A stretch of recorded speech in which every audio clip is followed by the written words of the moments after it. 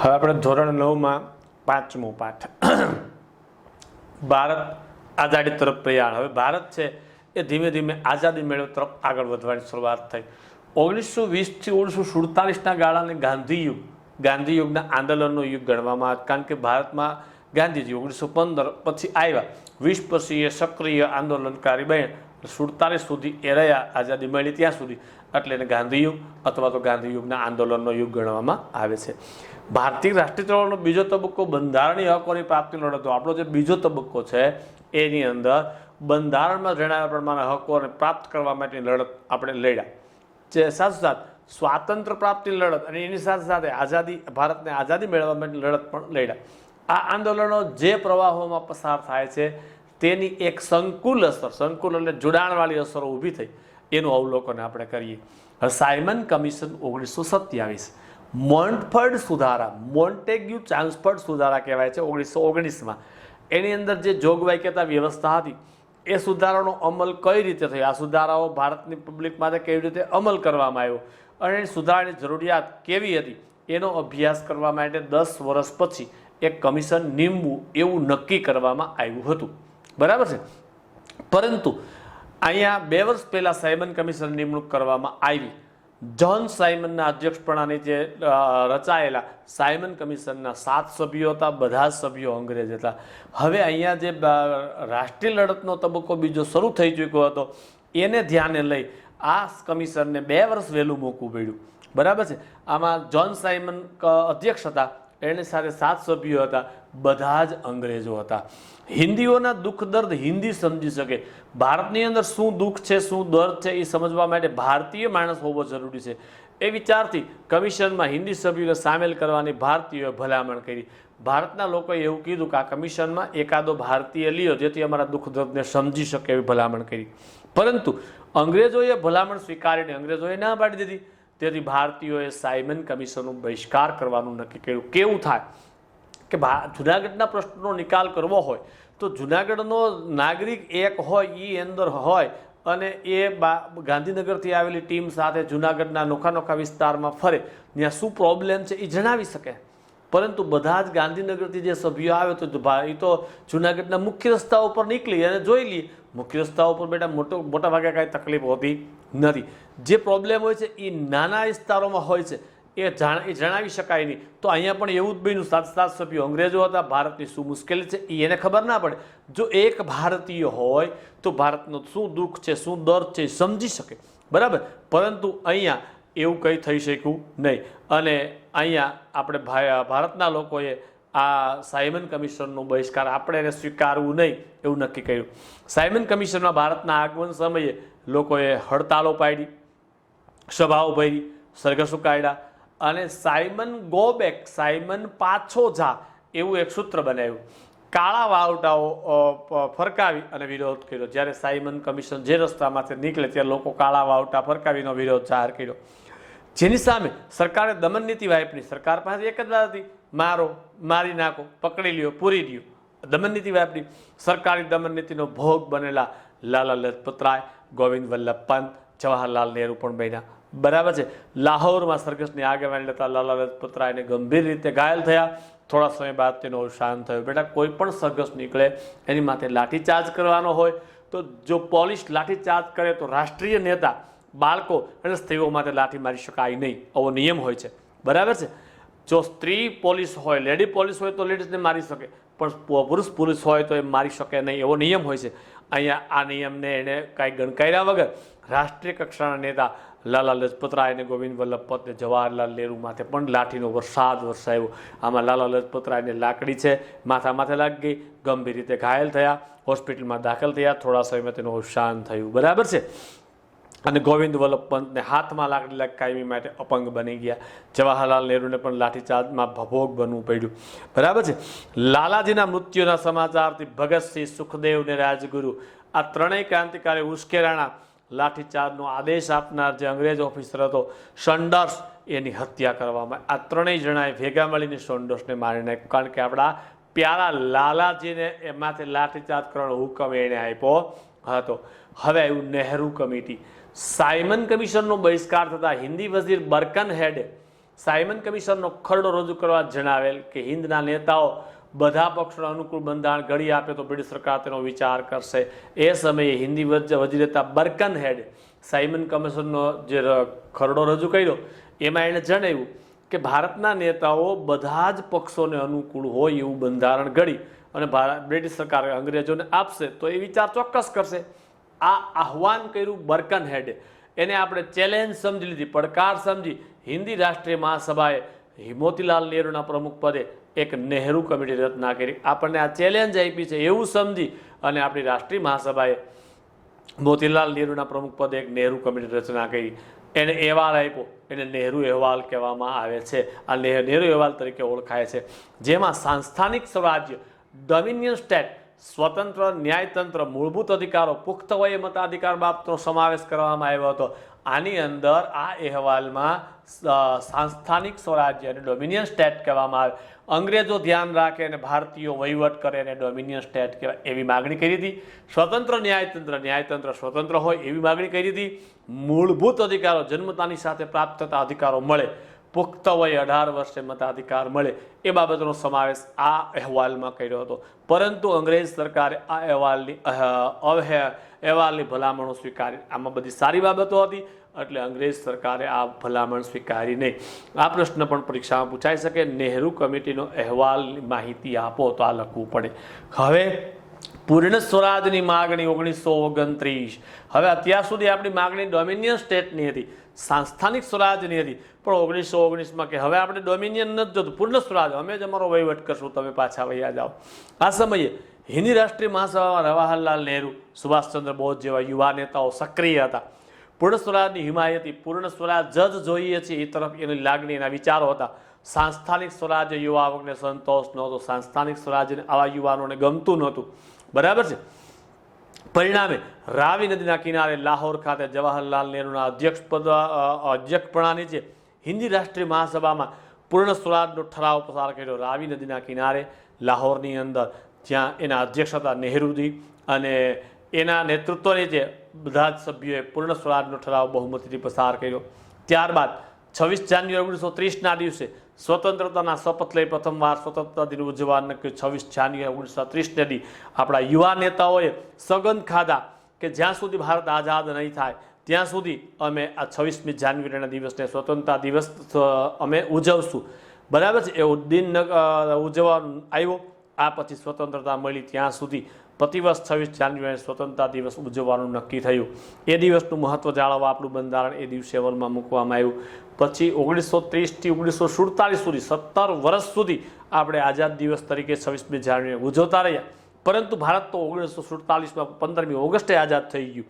એટલે આ 17 વર્ષ જે ઉજવણી કરી એવા દિવસને ચિરવિસ્મરણીય, લાંબો સમય યાદ રહીએ એવું કરવા માટે આપણે આપણું બંધારણ 26 નવેમ્બર 1949ના રોજ તૈયાર થઈ પસાર થઈ ગયું હતું. છતાંય આપણે 2 મહિના રાહ જોઈ અને આ દિવસને યાદગાર બનાવવા માટે આપણે 26મી જાન્યુઆરી 1950ના રોજ આપણું આ બંધારણ અમલમાં મૂકવામાં આવ્યું. હવે જે પ્રશ્ન છે, દાંડી યાત્રા 12મી માર્ચથી 6 એપ્રિલ 1930. આ પરીક્ષા માટે ખૂબ જ અગત્યનો પ્રશ્ન છે, ટૂંક નોંધમાં પૂછી શકાય એવો છે. સવિનય કાનૂન ભંગના આંદોલન ભાગ સ્વરૂપે ગાંધીજીએ દાંડી ગામના દરિયા કિનારે જઈ મીઠાના કાયદા ભંગ કરવાનું નક્કી કર્યું. કાયદો તોડવા માટે 2 પ્રક્રિયા, એક સવિનય અને એક અવિનય. અવિનય એટલે પોલીસ સામે થઈ જાવ, કોણ અમને પકડે જોઈ લઈએ એવા શબ્દો, ઉગ્ર રજૂઆત, એને અવિનય કહેવાય. સવિનય પોલીસની સામે ચાલીને કહેવાય કે આ કાયદો અમે ભંગ કર્યો છે, તમે અમને પકડી લ્યો, આને સવિનય કહેવાય. તો ગાંધીજીએ જે મીઠાનો અન્યાયી કાયદો હતો, મીઠા માટે ટેક્સ લેવામાં આવતો હતો, મીઠું પકવે ભારતના માણસો, એને ઉઠાવવા માટે માત્ર અંગ્રેજોનો જ અધિકાર હતો, આ સિવાય કોઈ ઉઠાવી શકતું નહોતું. આ અન્યાયી કાયદો તોડવાનું નક્કી કર્યું ગાંધીજીએ. 11મી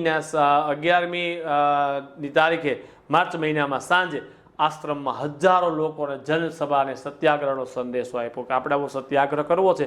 એનો સંદેશો ગાંધીજીએ આપ્યો. લોકોને ધરપકડ થાય તો પણ મક્કમતાપૂર્વક અહિંસક રીતે સરકાર સામે લડત આગળ વધારવાનો અનુરોધ કર્યો. આપણે કોઈને હિંસા નથી કરી, આપણે મારવું નથી, આપણને પકડાઈ જાય તોય આપણે અહિંસાની રીતે આગળ વધવું છે એવો બધાને અનુરોધ કર્યો. અમદાવાદમાં સાબરમતી આશ્રમ, અત્યારે હરિજન આશ્રમ, હવે એનું નામ છે ગાંધી આશ્રમ. 12મી માર્ચ 1930ના રોજ સવારમાં વૈષ્ણવ જન તો તેને કહીએ જે પીડ પરાઈ જાણે રે એવું ભજન ગવાણું. ભણે નરસૈયો તેનું દર્શન કરતા 71 કુળ તાયરા રે. બરાબર છે. સુર સંગ્રામ કો દેખ કે ભાગે. સુરવીર હોય છે, સંગ્રામને જોઈને ભાગતો નથી. દેખ ભાગે સોય સુર નહીં. જે સંગ્રામને જોઈને ભાગી જાય છે સુરવીર ગણાય નહીં. એવો ભજનો ગવાણા અને પૂરું થતા મહાપ્રયાણ, આવું આપણે દાંડી યાત્રાનું પ્રયાણ પગે ચાલીને કરવામાં આવતી યાત્રા શરૂ થઈ. ગાંધીના નેતૃત્વની જે ગાંધીજી નેતા હતા, સરોજિની નાયડુ, મહાદેવભાઈ દેસાઈ સહિત દાંડી કૂચ એટલે પગે ચાલીને કરવામાં આવતી યાત્રાને કૂચ કહેવામાં આવે. શરૂઆત કરી અમદાવાદથી દાંડીનું અંદર 370 કિલોમીટરનું હતું. બરાબર છે. દાંડી યાત્રામાં અસલાલી, બારેજા, નડિયાદ, આણંદ, બોરિયાવી, રાસ, જંબુસર, ભરૂચ, સુરત, નવસારી આવા નાના મોટા નગરોમાં ગાંધીજીએ સભાઓ ભરી. લોકોને સવિનય, કાનૂન ભંગ અને મીઠાના કાયદાનો ભંગ શા માટે છે એની સમજણ આપી. ગાંધીજીએ ભાટ મુકામે 29 માર્ચ 1930ના રોજ સભાની અંદર જણાવ્યું કે હું કાગડા કૂતરાને મોતે મરી જઈશ, પરંતુ સ્વરાજ મળે નહીં ત્યાં સુધી હું પાછો અમદાવાદના આશ્રમમાં આવીશ નહીં, એવું જાહેરાત કરી દીધી. આ કૂચ જે ગામમાંથી પસાર થતી હતી ત્યાંના લોકો રસ્તાને સફાઈ કરતા હતા, રસ્તામાં પાણી છાંટતા હતા, ગાંધીજીના સભ્યો સાથે આવકારવા માટે તોરણો બાંધતા હતા, શણગારતા હતા.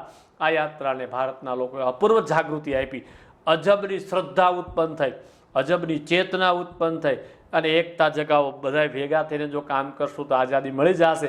એ એકતા જેવો જગાવવાનું અદ્ભુત કાર્ય થયું. દેશભરમાં સત્યાગ્રહનું મોજું ફર્યું. આખા દેશમાં આવા સત્યાગ્રહો શરૂ થયા.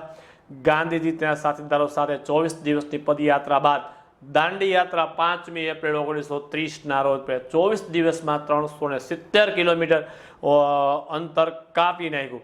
ત્યારે ગાંધીજીની ઉંમર એક વૃદ્ધ અવસ્થાએ પહોંચી ચૂકી હતી. આપણે ચિત્રમાં જોઈ શકીએ છીએ. છતાંય ચાલીને 24 દિવસમાં 370 કિલોમીટર કાપી લીધું. 5મી એપ્રિલે સાંજે દાંડી ગામે પહોંચી ગયા. સવારે 6 એપ્રિલ 1930 બરાબર 6:30 વાગે દરિયા કિનારે જામેલા મીઠામાંથી એક મુઠ્ઠી મીઠું લઈ મીઠાનો અન્યાય કાયદો તોડ્યો. જો તમને ગાંધીજી મુઠ્ઠી ભરે છે બતાવે છે, મુઠ્ઠી ભરી અને મુઠ્ઠીને ઊંચી કરી કે મેને નમક કા કાનૂન તોડ દિયા. અહીંથી કોઈ મીઠું ઉઠાવી શકશે નહીં. મેં મીઠું ઉઠાવ્યું છે અને કાયદો તોડી નાખ્યો છે.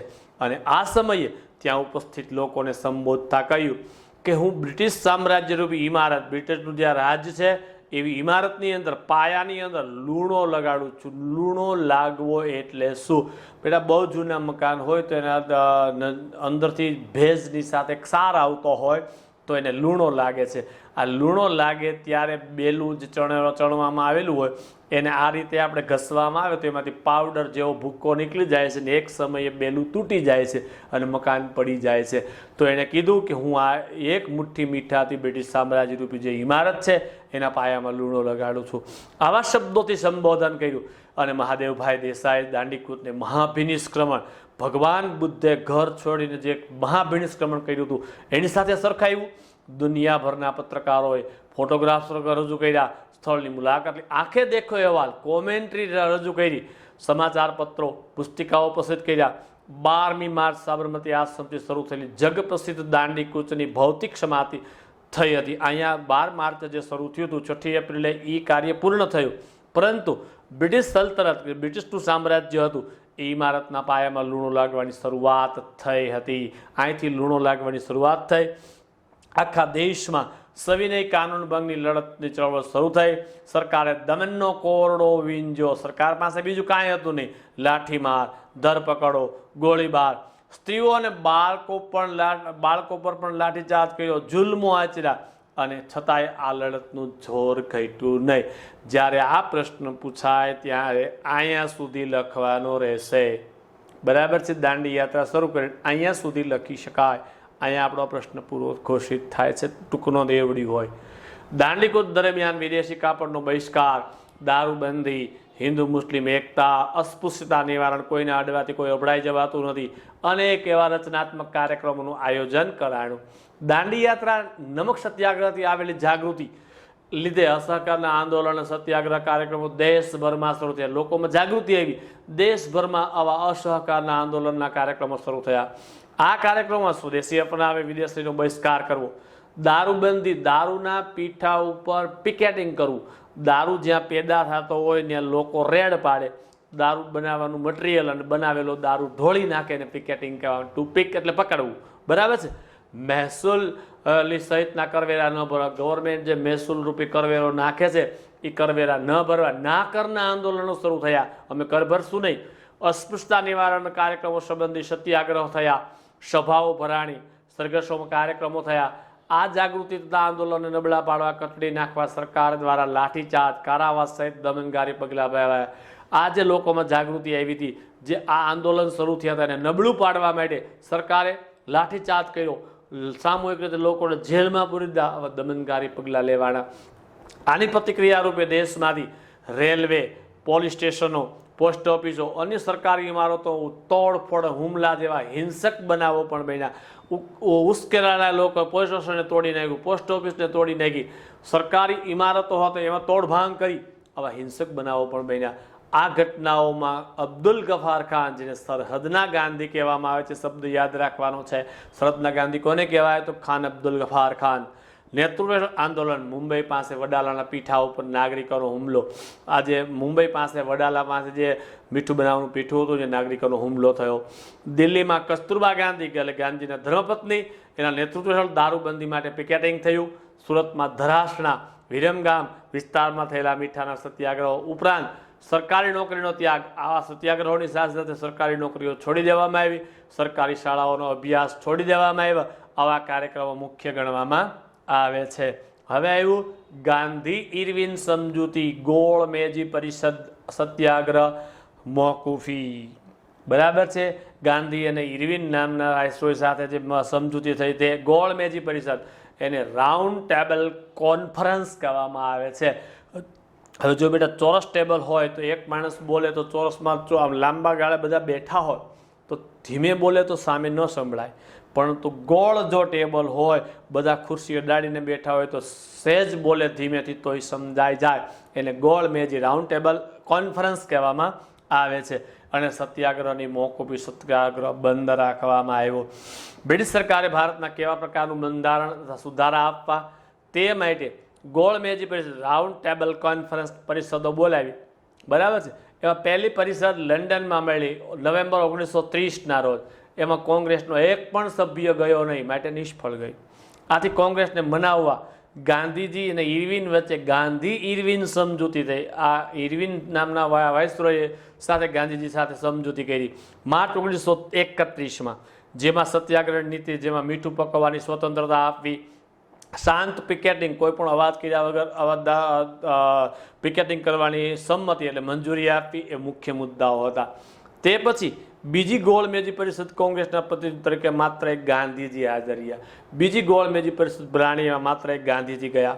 પણ બ્રિટિશ પક્ષે બંધારણની ઘડતાની ચર્ચા માટે અલગ અલગ કોમ માટે અલગ અલગ મતદાર મંડળોનો વિભાજનકારી મુદ્દો ઉઠાવતા ગાંધી નિરાશ થયા. પરિસ્થિતિ નિષ્ફળ થઈ. અહીંયા અંગ્રેજ ઓફિસરોએ શું કર્યું? આપણને તોડવા માટે બંધારણના ઘડતરની ચર્ચા કરો, અલગ અલગ નોખી નોખી કોમ માટે નોખા નોખા મતદાર મંડળોની વિચારણા કરી. બરાબર. એટલે ભારતનું વિભાજન કરવાની મુદ્દો ઉઠાવ્યો. ગાંધીજીને ગમ્યું નહીં, કારણ કે ભારતમાં 3000 કરતાં જાતિઓ વસે છે, તો એટલા મતદાર મંડળો થાય તો પાછા ભારતના હતા એવા ને એવા ટુકડા થાય તો ફરીથી ગુલામ બની જવાની સંભાવનાઓ રહી. એટલે ગાંધીજીને ન ગમ્યું અને એટલા માટે આ પરિષદ પણ નિષ્ફળ ગઈ. હવે આવ્યું હિન્દ છોડો ચલો, ક્વિટ ઇન્ડિયા 1942-43. ભાઈ ભારતને છોડી દો. બરાબર છે. આવું એક આંદોલન વિશ્વયુદ્ધના બદલાયેલા સંજોગોને ધ્યાનમાં રાખી કોંગ્રેસની કારોબારી સમિતિએ વ્યક્તિગત સત્યાગ્રહ બંધ કરવાનો નિર્ણય કર્યો. વ્યક્તિગત સત્યાગ્રહ જે ચાલુ હતો એને બંધ કરવાનો કારોબારીએ નિર્ણય લીધો જાન્યુઆરી 1942માં. ક્રિપ્સ દરખાસ્તો દ્વારા સિદ્ધ થયું કે બ્રિટિશ સરકાર સત્તા છોડવા માંગતી નથી. આપણને ભારતના લોકોને મનાવવા માટે અંગ્રેજ સરકારે ક્રિપ્સ મિશન મોકલ્યું. એની જે દરખાસ્તો, એની જે રજૂઆત હતી એ સાંભળતા ભારતના લોકોને સ્પષ્ટ છે અંગ્રેજ સરકાર છે એ ભારતમાં સત્તા છોડવા માંગતી નથી. હિન્દુસ્તાનને સ્વરાજ આપવાનો એનો કોઈ ઈરાદો, ભારતને આઝાદી આપવાનો કોઈ એનો ઈરાદો ન હતો. તે હિન્દની પ્રજાને વધુ એક છેતરવાનો પ્રયાસ કરે છે એવું લાગતા ભારતીયો હતાશ થયા, નિરાશ થઈ ગયા કે હવે આપણે શું કરશું. ગાંધીજીએ પ્રજાને નિરાશા દૂર કરી કે ભાઈ નિરાશ થવાનું છોડી દો, એક નવી અને આખરી લડત લડવા માટે તેઓ તૈયાર થયા. એક નવા પ્રકારની લડત, છેલ્લી લડત લડવા માટે તૈયાર થયા. મુંબઈમાં મળેલી કોંગ્રેસની મહાસમિતિ બેઠકમાં ગાંધીજીની આગેવાની હેઠળ 8 ઓગસ્ટ 1942ના રોજ હિન્દ છોડો ઠરાવ પસાર કરવામાં આવ્યો. મુંબઈની અંદર એક મહાસમિતિની બેઠક મળી 8મી ઓગસ્ટ 1942 રોજ. ત્યાં બહુમતીથી હિન્દ છોડો ઠરાવ પસાર કરવામાં આવ્યો. ઠરાવના બીજા જ દિવસે રાત્રે આ ઠરાવ પસાર થયો. બીજે જ દિવસે ગાંધીજી, વલ્લભભાઈ પટેલ, જવાહરલાલ નહેરુ, મૌલાના આઝાદ ઉપરાંત દેશના અગ્રગણ્ય કોંગ્રેસના નેતાઓની ધરપકડ, જે આગળ પડતા કોંગ્રેસી નેતાઓ તેની ધરપકડ કરી દીધી. વર્તમાન પત્રો પર પ્રતિબંધ મૂકવામાં આવ્યો. છાપાની અંદર આ બધી માહિતી લોકો સુધી પહોંચતી હતી એટલે અંગ્રેજ સરકારે છાપા ઉપર પ્રતિબંધ મૂકી દીધો. પ્રાંતિક એટલે કે રાજ્યના જિલ્લા કક્ષાના જે કોંગ્રેસી નેતાઓ હતા એની પણ ધરપકડ કરી. ગાંધીજી સહિત બધા જ દેશ નેતાઓની ધરપકડના પરિણામે દેશના શહેરો ગામડાઓમાં એકાએક સખત હડતાલ પડી. આવા મોટા નેતાઓ ધરપકડ થઈ એટલે લોકોએ સ્વયંભૂ ગામડાઓની અંદર, શહેરોની અંદર હડતાલો પાડી દીધી. ગાંધીજીએ કહેલું કે આઝાદી માટે મારી આ અંતિમ લડત છે, આઝાદી મેળવવા માટે મારી આ છેલ્લી લડત છે અને તેના માટે લોકો બધું જ બલિદાન, તન, મન અને ધન આપવા માટે તૈયાર થઈ જાય એવું સૂત્ર આપ્યું કે કરેંગે યા મરેંગે, કાં તો કાંઈક આપણે કરશું અને નહીં તો સાથે મરી જાશું. હિન્દ છોડો આંદોલન દરમિયાન હડતાલો, દેશના ગામો અને શહેરો, મજૂરો, ખેડૂતો, યુવાનો, વિદ્યાર્થીઓ, શિક્ષકો, વેપારીઓ, સ્ત્રીઓ વગેરે આ કાર્યક્રમમાં આગળ પડતો ભાગ લીધો. હવે તો આ આંદોલન જન આંદોલન થઈ ગયું હતું, બરાબર. એક લોકોનું આંદોલન થઈ ગયું, બધા જ લોકોએ ભાગ લીધો. આ મજૂરોએ કારખાનામાં હડતાલ પાડી. જમશેદપુરનું જે લોખંડનું કારખાનું છે એમાં મુંબઈ અને મદ્રાસની જે કાપડની મિલો આવી હતી એમાં હડતાલો પડી. અમદાવાદની કાપડની મિલો 75 મિલો હતી, એમાં 1,40,000 લોકો કામ કરતા હતા, મજદૂરો. એ 105 દિવસની શાંત અને અપૂર્વ હડતાલ પાડી. વિચાર કર્યો, 75 મિલોના 1,40,000 મજૂરો 105 દિવસ શાંત અને અપૂર્વ હડતાલ પાડી. શાળા કોલેજોમાં હડતાલો પડી. અમદાવાદમાં 3.5 મહિના સુધી બજારો બંધ થયા. આ લોકોની જાગૃતિનું પરિણામ હતું. હવે તો કે હિન્દ છોડો આંદોલન દરમિયાન ભાંગફોડની પ્રવૃત્તિ, બરાબર છે. દેશમાં ચારે તરફ લોકોને ક્રોધ બ્રિટિશ સરકાર સામે ભભૂકી ઉઠ્યો હતો. આવું બધું બનતું હતું, લોકો ખીજાઈ ગયા હતા. શાંત દેખાવની સામે સરકારે દમન નીતિ અપનાવતા શહેરો, ગામડાઓ, લોકોના ટોળાઓએ તાર લાઈન હતી, ટેલિફોન લાઈન હતી, રેલવે લાઈનો હતી, એ ઉખેડી નાખી. સરકારી મકાનો તોડ્યા, પોસ્ટ ઓફિસો તોડી, પોલીસ સ્ટેશન, સરકારી કચેરીઓને તોડી, પુલો, જે મોટા મોટા પુલો બનાવ્યા એને પણ તોડ્યા, શાળા કોલેજ અને મકાનોને પણ નુકસાન પહોંચાડ્યું, રેલવે સ્ટેશનને તોડી નાખવામાં આવ્યા, મિલકત લૂંટવામાં આવી. ઘણી જગ્યાએ સરકારી ઓફિસોમાં આગ લગાડવાના પણ બનાવો બન્યા. મોટા પ્રમાણમાં આવા બનાવો બન્યા. રેલવેને વધુ નુકસાન થયું કારણ કે પાટા ઉખેડીને ફેંકી દીધા હતા. કેટલાક વિસ્તારમાં લોકોએ બોમ્બનો પણ ઉપયોગ કરેલો હતો. લડતને કચડી નાખવા સરકારની નિષ્ફળતા, આ લડતને બંધ કરવા માટે સરકાર નિષ્ફળ રહી. આ લડતની ઉગ્રતા અને મોટો ફેલાવો આખા ભારતમાં લગભગ ફેલાયેલું હતું. સામુદાયિક ધરપકડો, આખા ટોળાને પકડીને પૂરી દેવું, ભારે દમન નીતિ, ટૂંકા સમયમાં સરકારને કચડી નાખવાની નીતિ પાર ન પડી. સરકારને એમ હતું દમન કરશું એટલે આંદોલન બંધ થઈ જશે, પણ એવો એનો કાંઈક વિચાર છે એ તાકાતવાળો નીવડી શક્યો નહીં. આખા દેશમાં ઠેર ઠેર ખૂબ મોટા પ્રમાણમાં લડતો ફેલાવો થયો. ભાંગફોડ દ્વારા સરકારી તંત્રને ખોરવી નાખવાના પ્રયાસ થયા. રેલવે તંત્ર, પોસ્ટ ઓફિસો, ટેલિફોન લાઈનો બધી ખોરવી નાખવામાં આવી, તોડી નાખવામાં આવી. સરકારને આ જે વહીવટ થાય છે એને બ્રેક આપવાનો પ્રયાસ થયો. 70,000 કરતાં વધારે લોકો જેલમાં પુરાણા. આ ચળવળ દરમિયાન 538 વાર ગોળીબાર સરકારે કર્યો હતો. એમાં 1028 માણસોએ જાન ગુમાવ્યા, 3200 માણસોને નાની મોટી ઈજાઓ થઈ અમદાવાદ અને પટણામાં ગોળીબાર કરતા વિદ્યાર્થીઓને મૃત્યુ પામ્યા. લડતમાં લોકોએ વ્યક્તિગત પોતાની રીતે સામુદાયિક આખા ટોળાએ વીરતા દાખવી. વિશ્વની સાથે બ્રિટિશ સરકાર પણ એવી છાપ પડી ગઈ હવે વધુ સમય ભારતમાં પોતાનું શાસન ટકાવી શકશે નહીં. આ બનાવથી અંગ્રેજો હવે સમજી ગયા કે ભારતમાં હવે આપણું લાંબુ ચાલે એમ છે નહીં. ચળવળના લોકોએ સ્વયંભૂ ચળવળ ચલાવી. આમાં કોઈ નેતા પ્રેરિત નહીં, પોતાની ઈચ્છાથી લોકોએ ચળવળ ચલાવી. હિન્દ છોડો શબ્દ લોકોનો સ્વયંસ્ફુરિત ઘોષણા દ્વારા અપનાવેલો શબ્દ છે. આ કોઈ નેતાનું સૂત્ર નથી, લોકોના ટોળા દ્વારા સ્ફુરિત પોતાની અંદરથી પ્રેરણા મેળવેલું સૂત્ર છે, હિન્દ છોડો. આ સૂત્રથી ડોમિનિયન સ્ટેટ્સ સાંસ્થાનિક સ્વરાજ્યનો ખ્યાલ અદ્રશ્ય થઈ ગયો. હવે તો પૂર્ણ સ્વરાજ જોઈએ છીએ એ માટે કટિબદ્ધ થયા. ત્યારબાદ 5 વર્ષે ભારત સંપૂર્ણ સ્વતંત્રતા મેળવી. આ આંદોલન પછી આપણે પૂર્ણ સ્વરાજ જોઈએ છીએ એવું આપણે કમર કસી લીધી. ત્યાર પછી આપણે 5 વર્ષે આઝાદી મેળવી શક્યા.